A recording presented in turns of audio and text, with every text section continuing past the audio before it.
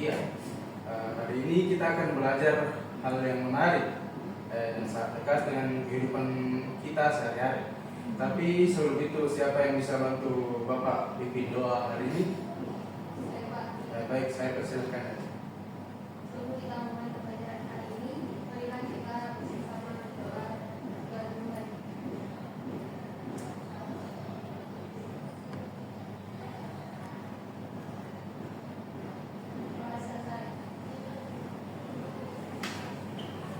Terima kasih Dani. Nah, sebelum kita masuk ke materi, Bapak mau tanya dulu, gimana kabar kalian pagi hari ini? Semangat ya semuanya. Hari ini kita akan belajar tentang etnografi, yaitu cara memahami perilaku dan budaya masyarakat digital melalui pendekatan antropologi. Sebelum kita lanjut ke pembahasan selanjutnya, saya akan membacakan tujuan pembelajaran kita pada pagi hari ini, yaitu pada akhir pertemuan peserta didik mampu mendeskripsikan konsep dasar dari etnografi melalui kajian literatur dan diskusi kelompok untuk memahami bagaimana metode etnografi diterapkan dalam komunitas digital. Pada akhir pertemuan peserta didik mampu mengidentifikasi perbedaan antara etnografi konvensional dan etnografi melalui analisis studi kasus, penelitian digital, dan untuk menjelaskan karakteristik penelitian unik dalam masyarakat digital. Yang ketiga, pada akhir pertemuan peserta didik mampu menganalisis pola interaksi sosial dalam komunitas digital melalui observasi media sosial atau forum, berani untuk memahami bagaimana budaya dan norma berkembang dalam ruang digital. Yang keempat, pada akhir pertemuan peserta didik mampu merancang strategi penelitian etnografi sederhana melalui pembuatan rencana penelitian termasuk pemilihan komunitas digital dan metode pengumpulan data untuk mempersiapkan penelitian lebih lanjut tentang fenomena budaya di dunia digital. Dan yang terakhir adalah pada akhir pertemuan peserta didik mampu menyajikan hasil analisis data dari komunitas digital melalui penulisan laporan atau presentasi ilmiah untuk mengembangkan keterampilan komunikasi akademik dalam studi etnografi. Lanjut ke indikator penilaian, yaitu pada akhir pertemuan peserta didik mampu mendeskripsikan konsep dasar etnografi melalui kajian literatur dan diskusi kelompok untuk memahami bagaimana metode etnografi yang diterapkan dalam komunitas digital. Pada akhir pertemuan yang kedua, yaitu pada akhir pertemuan peserta didik mampu mengidentifikasi perbedaan etnografi konvensional dan etnografi melalui analisis studi kasus, penelitian digital untuk menjelaskan karakteristik penelitian unik dalam masyarakat digital. Yang ketiga, yaitu pada pertemuan akhir peserta didik mampu menganalisis pola interaksi sosial dalam komunitas digital melalui observasi media sosial atau forum, berani untuk memahami bagaimana budaya dan norma berkembang dalam ruang digital. Dan yang keempat, pada pertemuan akhir peserta didik mampu merancang strategi penelitian etnografi melalui pembuatan rencana penelitian termasuk pemilihan komunitas digital dan metode pengumpulan data untuk mempersiapkan penelitian lebih lanjut tentang fenomena budaya di dunia digital. Dan yang terakhir adalah pada pertemuan akhir peserta didik itu mampu menyajikan hasil analisis data dari komunitas digital melalui penulisan laporan atau presentasi ilmiah untuk mengembangkan keterampilan komunikasi akademik dalam studi etnografi.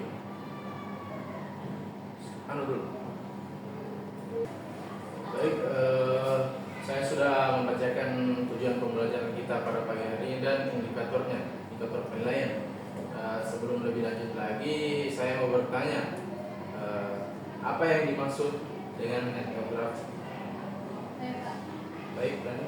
Jadi etnografi adalah metode penelitian kualitatif interaktif yang diadaptasi dari etnografi untuk mempelajari perilaku, budaya, dan interaksi manusia di komunitas digital atau ruang daring atau online.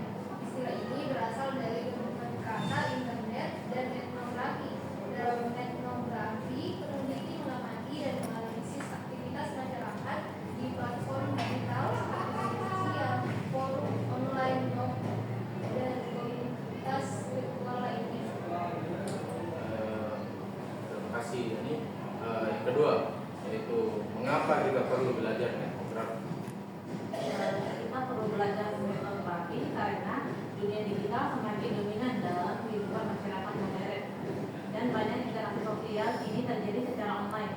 Etnografi membantu memahami budaya digital, pola komunikasi, dan dinamika komunitas virtual. Metode ini lebih hemat biaya dan waktu dibandingkan etnografi lapangan karena data sudah tersedia di ruangan digital. Berguna untuk berbagai bidang seperti pemasaran, sosiologi, antropologi, studi media, dan kajian budaya. Baik, terima kasih Rafika, jawabannya sangat benar. Yang ketiga adalah apa yang sudah dipelajari tentang etnografi? Beberapa hal penting yang perlu diketahui tentang etnografi. Pertama, etnografi adalah metode komunikasi kualitatif yang mengamati langsung kehidupan sosial dan budaya suatu kelompok. Peneliti etnografi terlibat secara partisipatif, mengamati, mencatat, dan berinteraksi langsung dengan subjek penelitian. Tujuan etnografi adalah untuk memahami makna, norma, dan praktik budaya dari perspektif mendalam akademik. Etnografi digunakan dalam antropologi, sosiologi, pendidikan, dan studi budaya. Baik, terima kasih Eti, jawabannya sangat benar. Kalian pasti ingat bahwa minggu lalu kita sudah bahas tentang etnografi dan bagaimana peneliti melakukan observasi dalam masyarakat. Nah, Eti, coba kamu sebutkan salah satu langkah penting dalam penelitian etnografi. Salah satu langkahnya adalah melakukan observasi partisipatif. Bagus, observasi partisipatif itu penting dalam etnografi tradisional. Tapi hari ini kita akan bahas bagaimana observasi bisa dilakukan tanpa harus bertemu langsung, itu melalui media digital. Sekarang Bapak akan tampilkan sebuah cuplikan percakapan dari komunitas online di media sosial. Coba kalian perhatikan ini.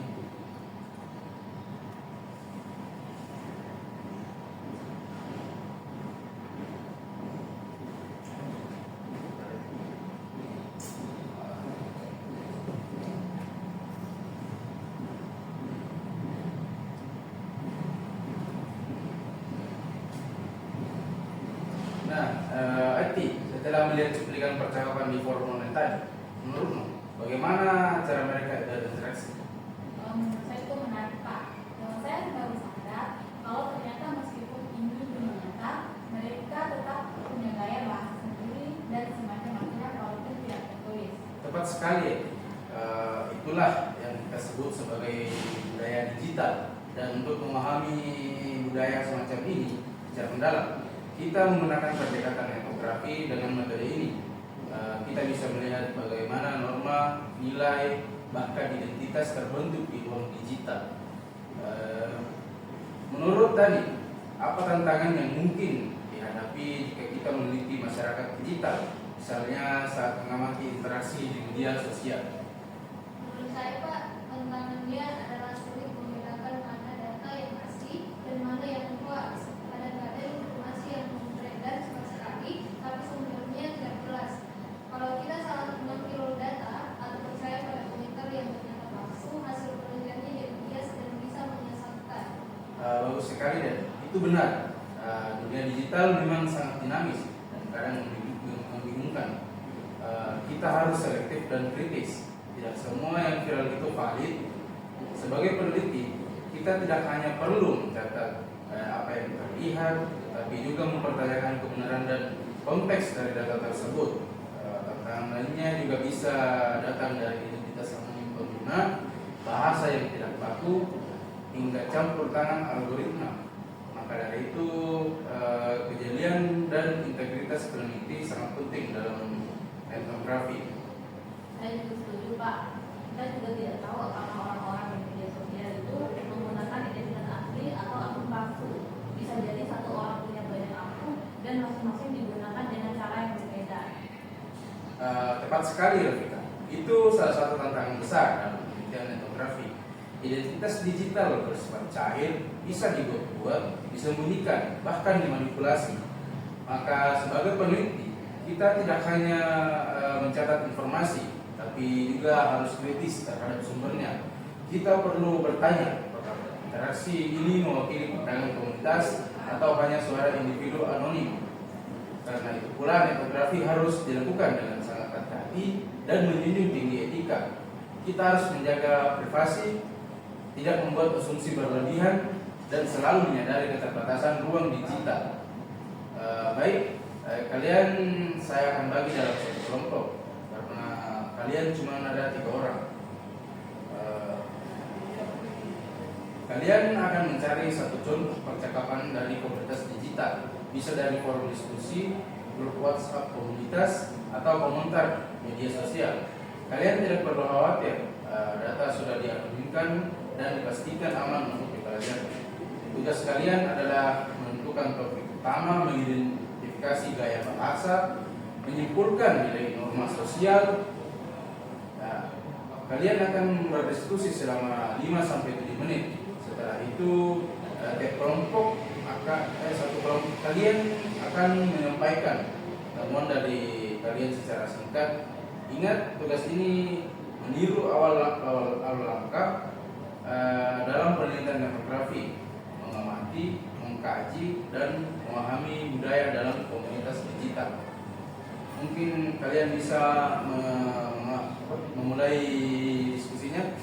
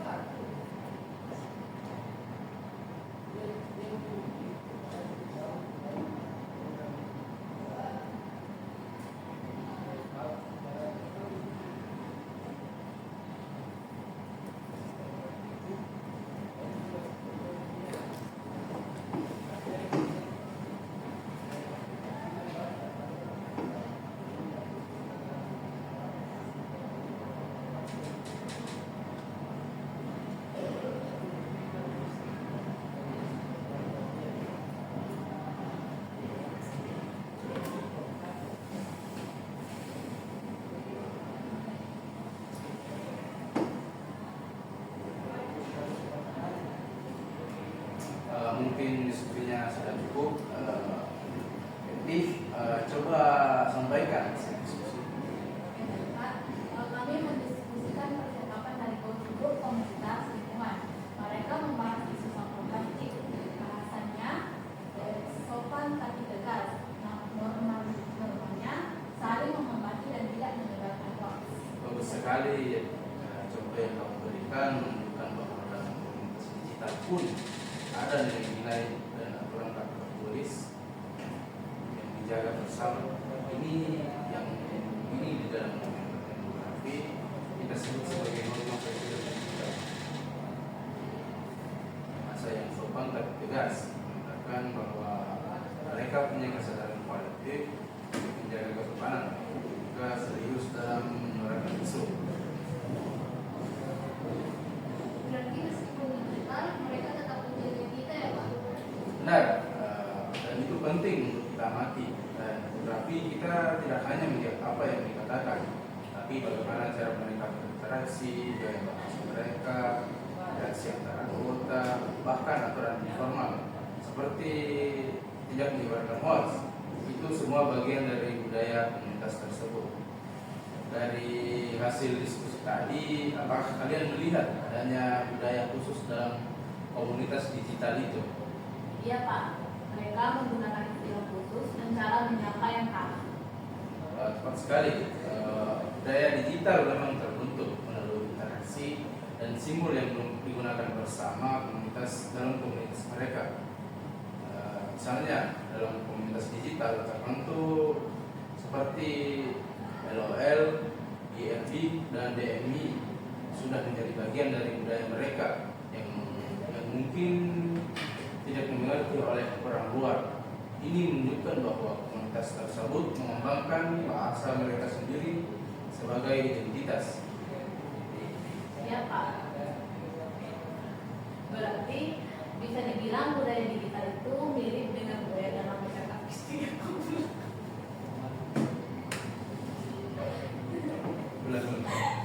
Kenapa kok?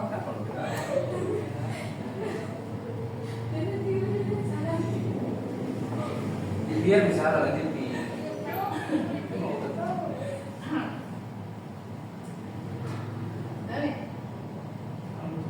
Berarti bisa dibilang budaya digital itu mirip dengan budaya dalam masyarakat fisik ya Pak. Sama-sama punya simbol dan bahasa khusus. Betul sekali. Setiap komunitas baik dunia fisik maupun digital mereka memiliki cara berkomunikasi yang menciptakan identitas bersama. Budaya digital yang kita bahas sangat kuat untuk terbentuk dalam ruang forum online, grup media sosial atau platform video game. Bagaimana menurut kalian? Apakah ada contoh lain yang bisa kita temukan? Dani, apakah komunitas digital bisa diteliti seperti komunitas nyata? Bisa Pak, tapi kita harus tetap memperhatikan etika seperti komunikasi. Ada beberapa alasannya. Satu, interaksi sosial terjadi secara aktif. Meski diakui bentuk fisik, anggota komunitas digital tetap berinteraksi melalui komentar, pesan, emoji, postingan, atau live chat. Semua itu mencerminkan pola komunikasi dan norma sosial. Kedua, ada nilai, norma, dan budaya. Komunitas digital memiliki aturan formal atau tidak, identitas bersama, budaya komunikasi, bahkan konflik internal. Ini sama seperti komunitas fisik. Ketiga, data bisa diamati dan dikumpulkan. Data di komunitas digital sangat kaya, bisa berupa teks, gambar, audio, video, serta statistik interaksi, like, share, view. Semuanya bisa jadi bahan penelitian kualitatif maupun kuantitatif. Keempat, keanggotaan dan struktur jelas seperti komunitas nyata, komunitas digital biasanya punya admin, moderator, anggota senior, dan peran-peran informal lain. Ada dinamika kemasan juga Pak. Betul, etika adalah kunci dalam komunikasi karena meskipun data berada di ruang publik seperti komentar di media sosial ataupun postingan forum, informasi tersebut tetapi sensitif dan bisa berdampak pada privasi orang. Seorang peneliti tidak boleh sembarangan mengambil, menyebarkan atau mengutip data digital tanpa memperhatikan etika, kita harus menjaga anonimitas, tidak mengeluarkan identitas asli partisipan, dan meminta izin jika data berasal dari komunitas tertentu. Tanpa etika, penelitian kita tidak bisa melanggar hak digital orang lain dan dianggap tidak bisa. Mari kita simpulkan apa itu etnografi. Saya persilahkan Titi. Terima kasih. Etnografi adalah metode penelitian kualitatif yang digunakan untuk mengamati, memahami, dan menganalisis budaya yang terbentuk dari bentuk komunitas digital. Dalam etnografi, peneliti yang mempelajari bagaimana orang berinteraksi di dunia nyata maya, seperti di media sosial, forum, atau grup online. Meski dilakukan secara daring, etnografi tetap memerlukan observasi yang mendalam dan harus menjunjung tinggi etika penelitian. Apa yang harus diperhatikan dalam etnografi? Observasi, pemahaman konteks, dan etika penelitian. Dan sekali ya, tiga hal tersebut sangat penting. Mari kita bahas satu persatu. Yang pertama yaitu observasi. Dalam etnografi, kita harus mampu mengamati interaksi yang terjadi dalam komunitas kita. Ini melalui forum komentar di media sosial atau chat group. Yang kedua adalah pemahaman konteks. Ini adalah hal yang sangat penting karena budaya digital yang terbentuk setiap komunitas berbeda-beda. Kita harus bisa memahami konteks spesifik yang ada dalam komunitas tersebut. Misalnya ada komunitas yang lebih lama, lebih santai dan formal, dan ada yang lebih serius dan teknikal.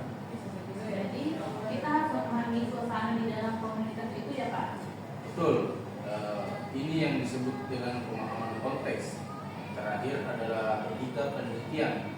Dalam etnografi, kita harus berhati-hati dalam menjaga privasi dan hak orang lain. Jangan sampai data yang kita ambil melanggar aturan atau merugikan orang lain, bahkan dalam ruang digital sekalipun. Jadi dalam etnografi, meskipun ruangan digital, kita tetap harus memikirkan etika yang sama seperti dalam penelitian sosial biasa ya Pak. Tepat sekali lah. Meskipun berada dalam ruang maya, etika tetap menjadi hal yang sangat penting. Kita harus menjaga integritas data dan menghormati anggota komunitas. Nah, sekarang apakah kalian sudah paham? Kalian sudah paham apa yang harus diperhatikan dalam etnografi kan? Eti, apa pelajaran yang kamu dapatkan? Saya dapatkan yaitu integrasi digital juga bisa mencerminkan budaya dan peran sosial. Jawaban yang sangat baik ya. Meskipun interaksi terjadi di ruang digital, itu bukan sekadar komunikasi biasa. Di dalamnya terkandung makna, simbol, dan nilai yang dianut oleh komunitas tersebut. Jadi dengan etnografi kita bisa memahami bagaimana budaya terbentuk dan berkembang di dunia digital. Layaknya kita meneliti kehidupan masyarakat di dunia nyata. Berarti peneliti bisa melihat bagaimana orang membentuk identitas, membangun relasi dan bahkan menghasilkan nilai dalam komunitas digital ya Pak. Tepat sekali. Dan itulah kekuatan etnografi. Dia membawa kita lebih dalam, bukan hanya mengamati, tapi juga memahami cara hidup masyarakat digital. Rafika, apa manfaat belajar etnografi? Kita bisa memahami masyarakat digital dan berkontribusi lewat penelitian. Tepat sekali Rafika. Etnografi membuka jendela untuk memahami bagaimana orang berinteraksi, membentuk identitas, dan membangun komunitas secara online. Dengan mempelajarinya, kita tidak hanya menjadi pengamat pasif, tetapi juga bisa memberikan kontribusi aktif, baik melalui pengalaman budaya digital, pengembangan kebijakan, bahkan pembuatan konten yang lebih bermakna. Berarti kita bisa menggunakan etnografi juga untuk meneliti isu-isu sosial di media sosial ya Pak. Sekali kan isu-isu seperti solidaritas digital, gerakan sosial online, bahkan fenomena viral bisa kita ikuti melalui pendekatan etnografi. Ini sangat penting, relevan dengan kehidupan kita sekarang yang banyak terjadi di ruang digital. Dan ini menurutmu tantangan apa yang terbesar dalam etnografi? Menjaga etika dan integritas data, Pak. Jawaban yang sangat tepat ini. Etnografi memang menghadapi tantangan besar, terutama karena interaksi yang diamati terjadi di ruang digital yang kadang anonim atau tertutup. Dari sisi etika, peneliti harus berhati-hati agar tidak melanggar privasi, tidak menyalahgunakan informasi, dan harus transparan ketika mengambil data, apalagi jika bergabung langsung dengan komunitas tersebut. Kalau soal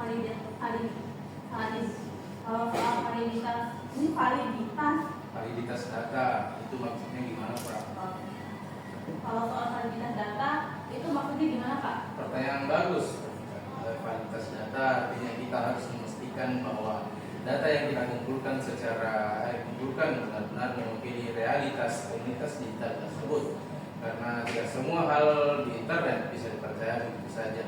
Ada palsu, konten buatan AI, dan konteks yang bisa disalahpahami. Maka peneliti etnografi perlu cermat dan tidak langsung menyimpulkan hanya dari satu sisi saja. Berarti jadi peneliti etnografi harus peka dan bertanggung jawab, ya, Pak? Betul sekali. Jadi etnografi bukan hanya soal mengamati, tapi juga tentang memahami dengan hati-hati dan bertindak dengan etis. Sebelum kita mengakhiri pelajaran pada pagi hari ini, ada tugas dari Bapak untuk kalian. Cari komunitas digital dan amati budaya yang berkembang di sana. Kita bahas minggu depan. Sekarang mari kita tutup dengan doa sebelum kita menutup pelajaran pada pagi hari ini. Alangkah baiknya kita berdoa dimulai.